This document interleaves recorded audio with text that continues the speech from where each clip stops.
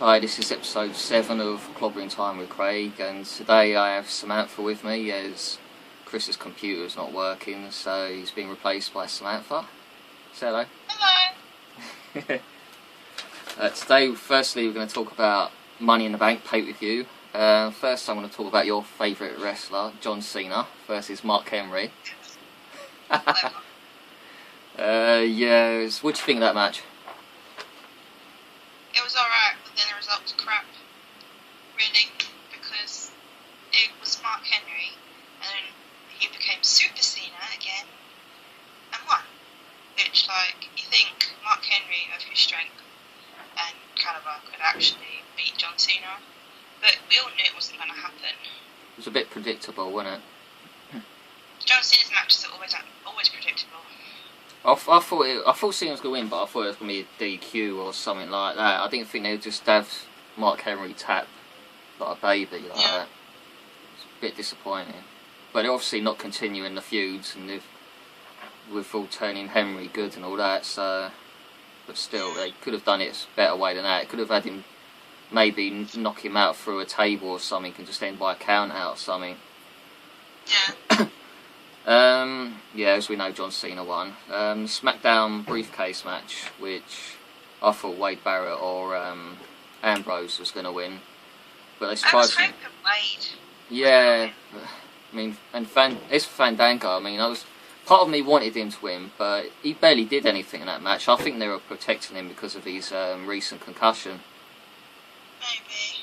But yeah, Well, no, I mean, Barrett, it's about time he got a push for the top, race rather than, the same old people kind of thing. But then again, Sandown was quite a surprise.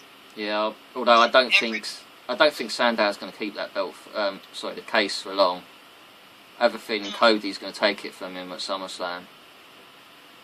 I think he's just holding it for someone else, because I can't imagine Sandow, as much as I like him, I can't see him being a world champion.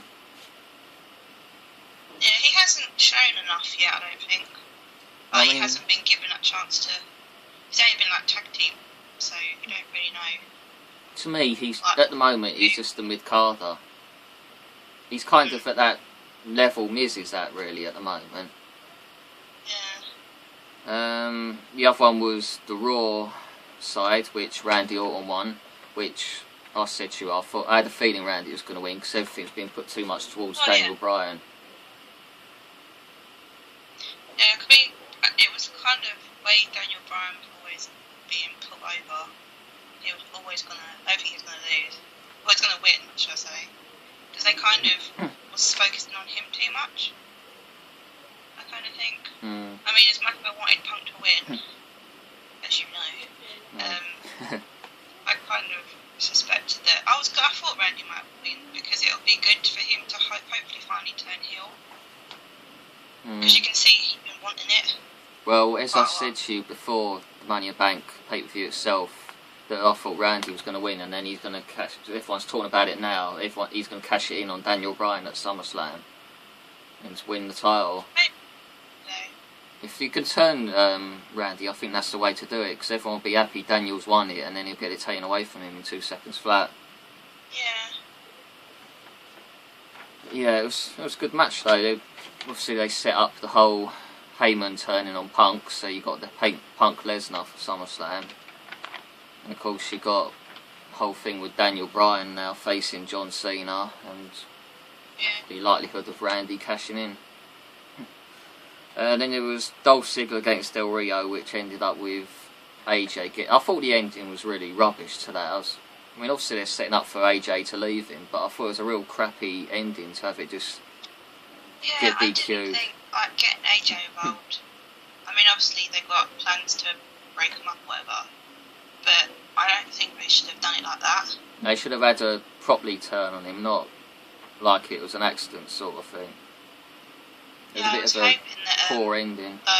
Ziggler I thought Ziggler might have won, but obviously not. Personally, I'd like to see Del Rio fight Wade Barrett at SummerSlam, but Right good. But I have a feeling they're going to go with Del Rio and Rob Van Dam, of what I've heard. I just don't get that. Well, maybe maybe you'll get both cases cashed in on the same night. Maybe Cody wins that off Sandow and then cashes in on Del Rio at the end of the match or something. Okay. Be a first, both in one night. Next, Jericho Ryback. I thought that was quite a boring match. I kind of started to stare into space during that match. Yeah, it wasn't that great. The only thing good about that match was that Chris Jericho was in it. Really. The other thing was, I thought the ending was a bit disappointing with a roll-up. I was expecting Ryback to get the clean pin and just destroy him and take him out of the storyline instead of them waiting until SmackDown to do it. I'm not sure why they didn't just do that at the pay-per-view, have Ryback destroy him. They're making Ryback. Would have been a good way for Jericho to get out to do his fuzzy stuff. Yeah, and it made Ryback look good as well, because they're just making Ryback look a bit cowardly at the moment, which don't look right for a big guy like him. Yeah. Another one I was like staring into space for until it finished was Curtis Axel against The Miz. Yeah, that was a bit boring. To me, The Miz is going further and further backwards. Ever since he lost the world title, he's slowly been going backwards, and that turning face has just made it 10 times worse for him, I think. It's like they don't know what to do with him at the moment. Yeah, I think they've lost faith in him partly, really, as well. But yeah, they should never have turned him face, because it doesn't. His character and all that doesn't really work. They should turn him back to being a baddie, and I think they should bring back Maurice as his manager, because they've got that similar sort of personality, and that would work. Yeah. Whether Maurice would come back or not is another thing. Because I know they've tried to in the past, but she turned it down. Because they tried to offer a few. It might not have been the right time, and then another time it'll come, and then she'll come back anyway. Because I know they offered her more money to come, like they did with the Bellas, but she didn't want to know. Probably all the travelling's probably knackered her out. Depends what she's got on. Yeah. She's got her shop and stuff in it, and the clothing lines and all that. So I think she opened her shop somewhere. Yeah. She's cut her hair short as well, wouldn't she? Yeah, I don't like it. Yeah, I think it's one of those it takes a while to get used to. Because I'm used to the long hair. When he cut his hair, it took a while to get used to it. Who, Triple H? Yeah. Yeah, I'm still not sure about that. But yeah, there was AJ against Caitlyn, which I was disappointed by the end. The match was good, but I was disappointed by how it finished. There was no Layla turn like everyone was expecting. She was just in a corner and that was it. Though. Eh? I think it was a good match. Oh, about yeah. Time. I mean, they got quite a bit of time, so. But I was kind of waiting on that turn, but I don't know. I think that SummerSlam they should. I've heard that the Divas match might be a pre-show at SummerSlam. I'm not surprised. They always do that. But to me, they need to add someone to the AJ Caitlyn. Can't be just them two fighting each other every pay-per-view. So I think they should add Layla to it and make it a triple threat. And then maybe AJ could keep it by some sort of Caitlyn cost Layla by mistake, and then Layla could turn that way. Yeah. But then you thought that when AJ was revealing the text messages to a Secret Murray, you thought they might have done one like about Layla, didn't you? Yeah, it should have been someone like Layla instead of Big E, but yeah. Then the Shield versus the Usos. I haven't even seen this match on the old pre-show yet. It's a good match. Yeah, I've heard it was good, and obviously the Shield won. But yeah, how the Shield ever became a pre-show, I don't know. I know. It's just. They should be on the main pay-per-view, not It's the same with Sheamus. The Miz and Curtis Axel should have been more or less on the pre-show rather than them. Yeah, because it's like last time the Sheamus being pre-show, it's like you can't do that to Sheamus. A guy that was world champion in Miami, all of a sudden he's a pre-show. Yeah. Yeah, it was a good pay-per-view overall, apart from the odd couple of matches. Yeah, I enjoyed that. Yeah. Right, next I'm going to talk about SummerSlam Access. To anyone watching this, I managed to get the Shield, Randy Orton and Shawn Michaels. First I had problems getting the tickets because of the card system. Every time you go to do the final submission, it would say error. Even my mate Chris had the same problem, and I know a few others had the problem as well. Some didn't, but some did, so we had to call up and luckily we got tickets. And I think all of the VIPs are still available. I saw today. There's none sold out. Quite surprised about that. But I know Noira, she got someone to get Sheamus for her, but he messed it up and got her John Cena, and she hates John Cena.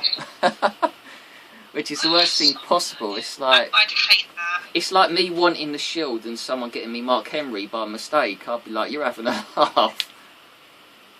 But so I know John Cena's popular, but not to everybody. But hopefully he'll be able to sort it out, because, as I said, none of them are sold out, so I don't know if he can get a refund or what.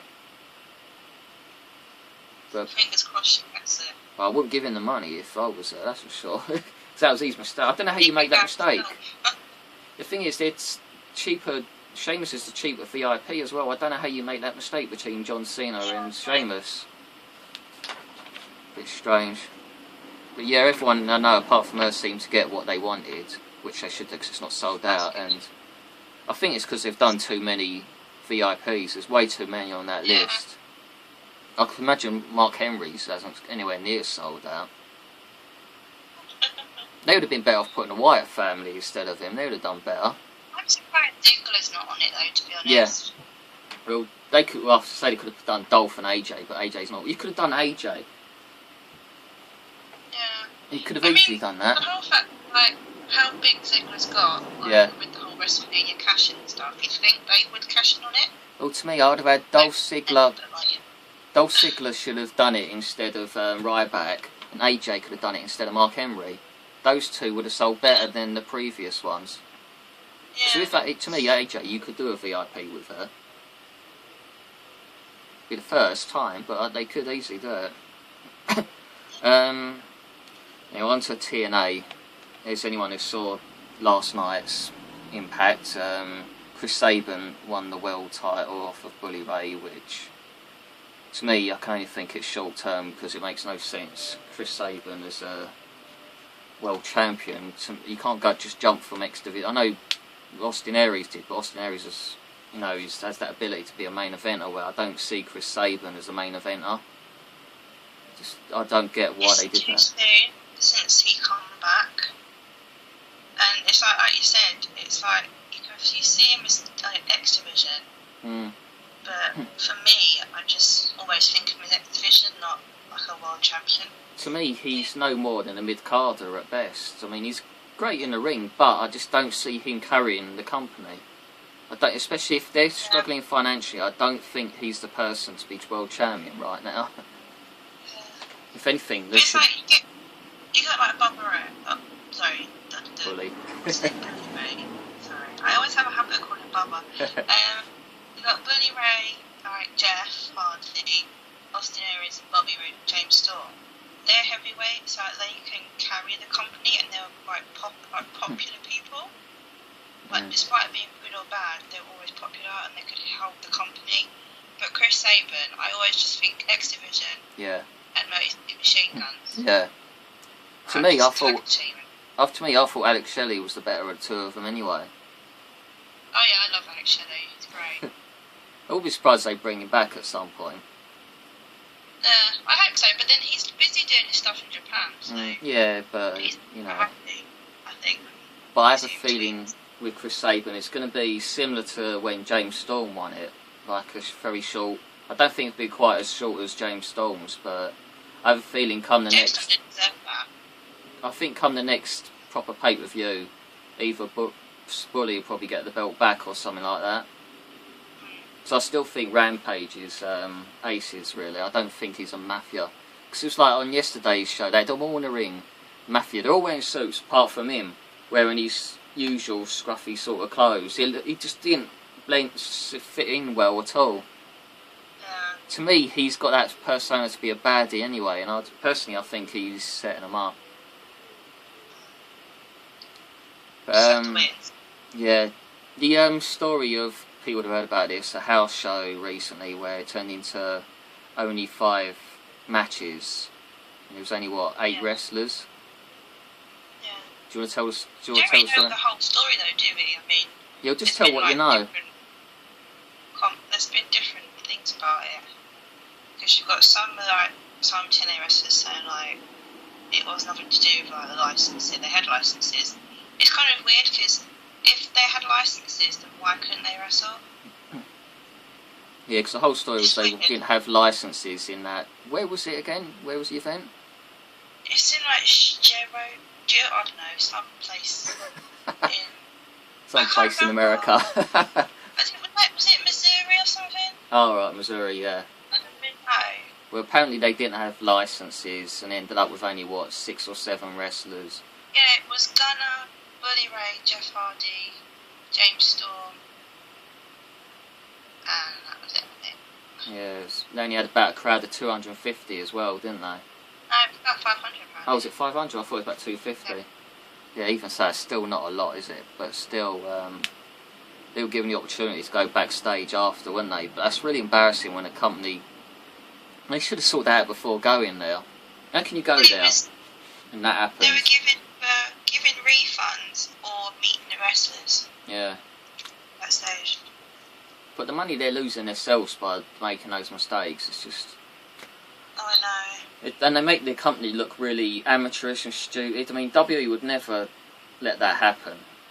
But that shows the difference between WWE and TNA, doesn't it? If John Cena's not appearing, they give you advance warning to say, like, oh, if you want a refund, then we'll give it to you. They've done that before, haven't they? But I'm sorry, if anyone goes just to watch John Cena, they shouldn't really be going anyway, to be honest, because there's more to WWE than John Cena. Oh, yeah. Tell me about it. If people can say, oh, I don't want to go because John Cena's not there, then they're not, as far as I'm concerned, they're not a proper WWE fan, you know.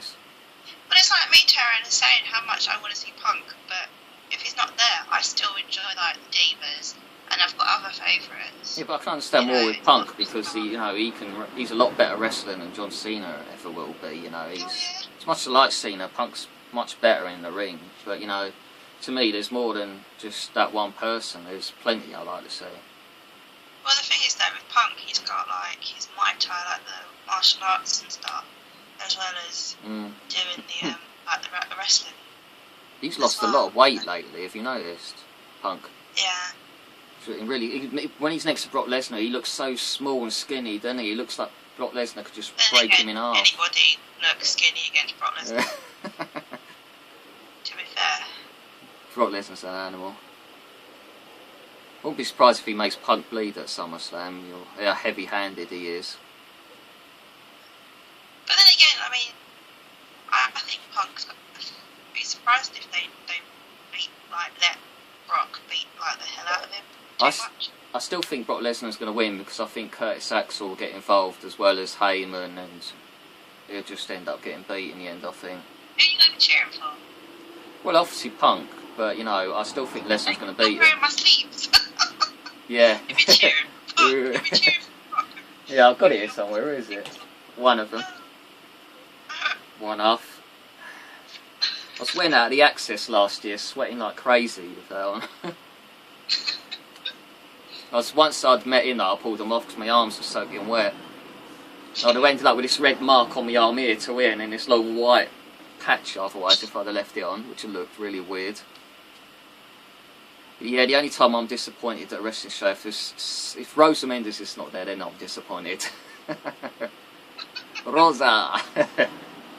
I have to have Rosa there at some point, just to take a photo.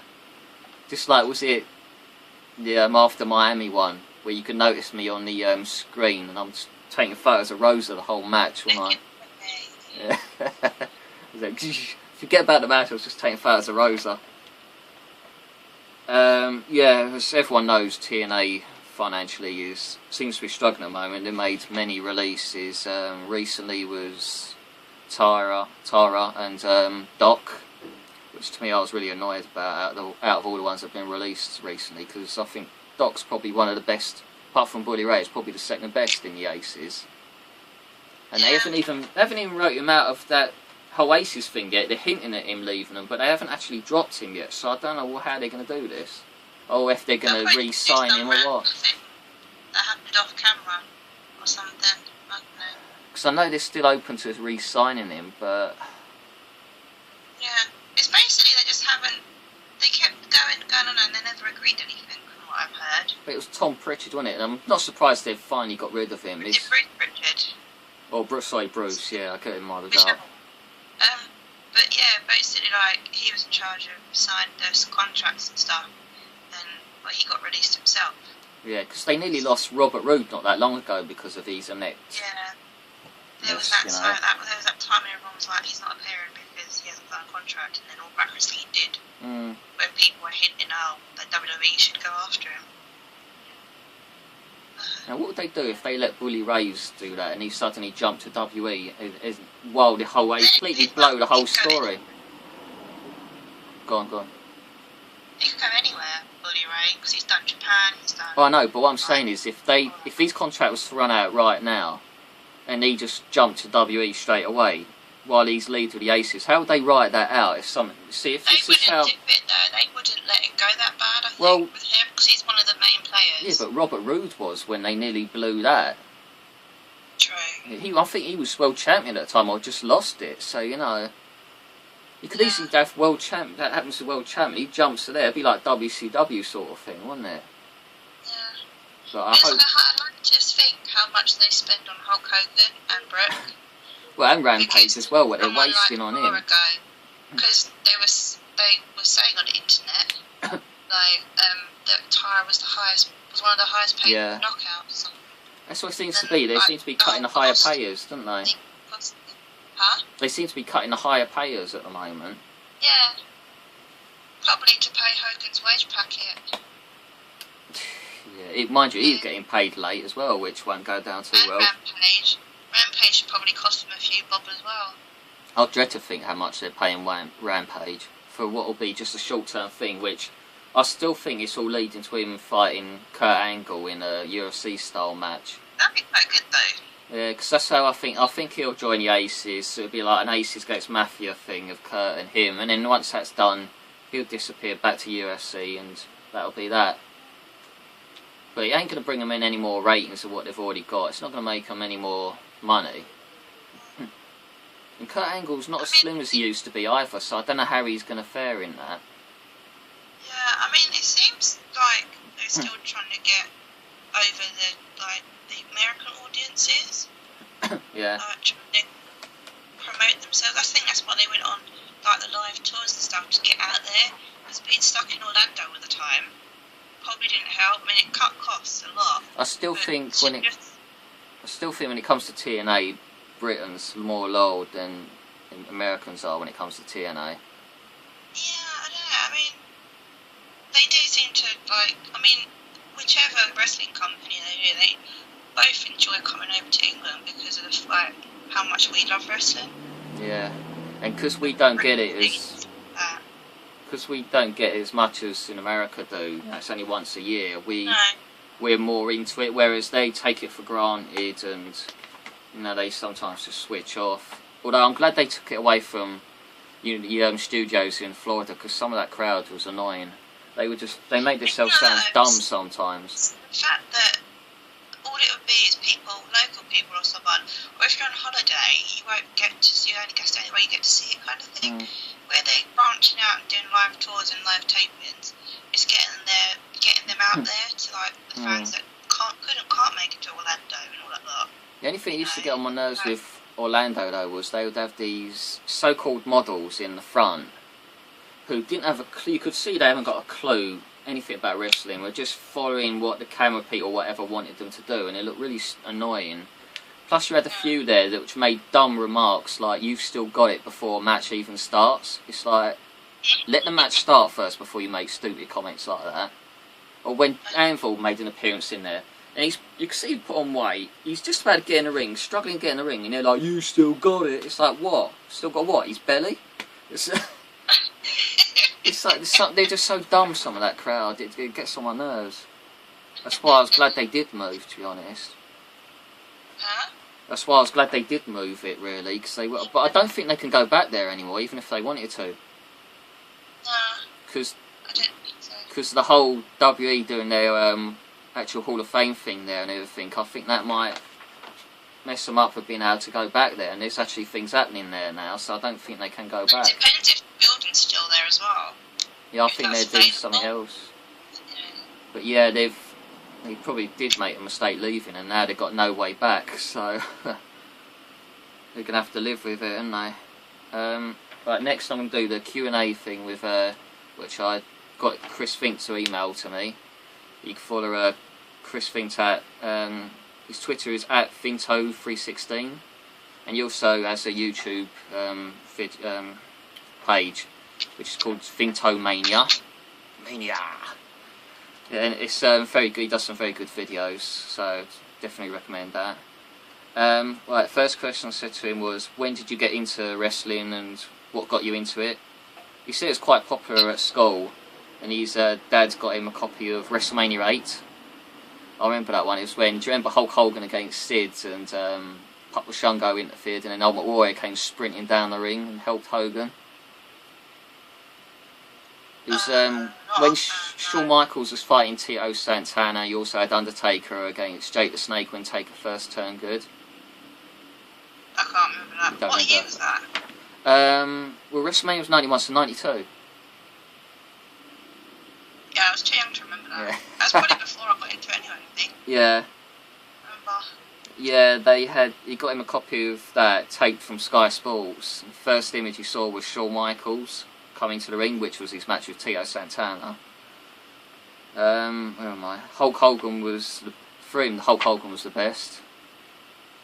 And he got instantly hooked. Right, second question was three favourite matches of all time.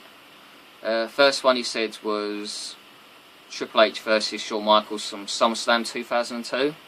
You've seen that match, haven't you? Yeah. That was Shawn Michaels' first match back for a good few years, wasn't it? Yeah. He was saying about how Shawn Michaels came back from 7 odd years and looked like he didn't miss any training or anything. He did look really good considering how long he'd been out of the ring. It was like he'd never left, really. It was a really good match as well. I thought it was quite good, like, to see him after so many years come back. Yeah, and still be in such good shape. He just looked like he'd never left, really, did he? Yeah.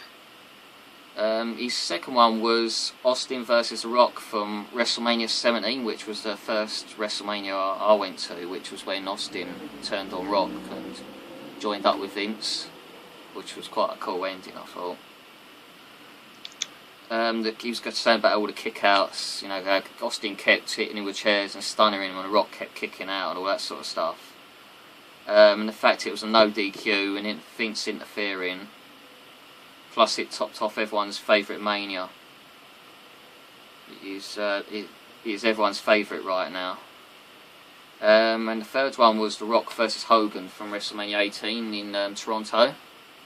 Yeah. Which I can see why, because one, obviously the atmosphere was brilliant for that match. I felt sorry for Triple H and Jericho having to follow that because the crowd was knackered after that. He said he could watch this match every day and not get sick of it. The fact that the crowd loved Hogan made it very special. Loved when he went back to his red and yellow. So he basically went back to his usual Hulk Hogan after that. But yeah, the crowd was really into Hogan that night. I'd say 95%, maybe 98% of the crowd was cheering for Hogan. I think the only one who was cheering for The Rock was my sister. I was devastated when Hogan lost. I had the hump. I was just sitting there like this, really annoyed. Totally deflated me, that did. Right, the third question was what's on his WE bucket list. One is to meet Steve Austin, which I'm yet to do as well. He wants to meet Sonny. It was his first crush, as I think it was most people's first crush. It's a lot different now. Yeah, tell me about it. And to go to a Royal Rumble, which is one of mine as well. That's mine as well. Number 4 was tell me about some of these experiences wrestlers he's met, bad experiences, funny experiences, all that. Says he's not met many wrestlers until this year.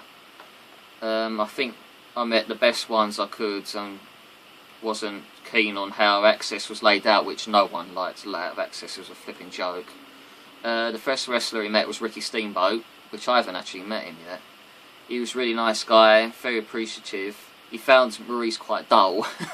Now, to me, Maurice is no different to a character on TV. Quite I know when I met her Felicia Fox that time, she just came across very arrogant and a bit annoying, and nearly cost me meeting Trish Stratus. So I think the memory's low on that, so I have to finish this soon. Not much of a conversation out of her. He met Hulk Hogan at the convention this year.